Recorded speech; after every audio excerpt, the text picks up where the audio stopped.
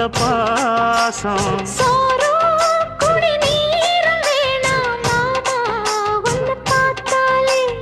ஆறும் பசியாரும் தானாச மொழி கேட்டாலே ஒன்ன பிரிஞ்சிருக்க தன்னந்தனிச்சிருக்க அம்மம்மாடி அப்பப்பாடி என் மனசு ஒத்துக்காது செந்தூர பாண்டிக்கு ஒரு சோடி கிளி கூ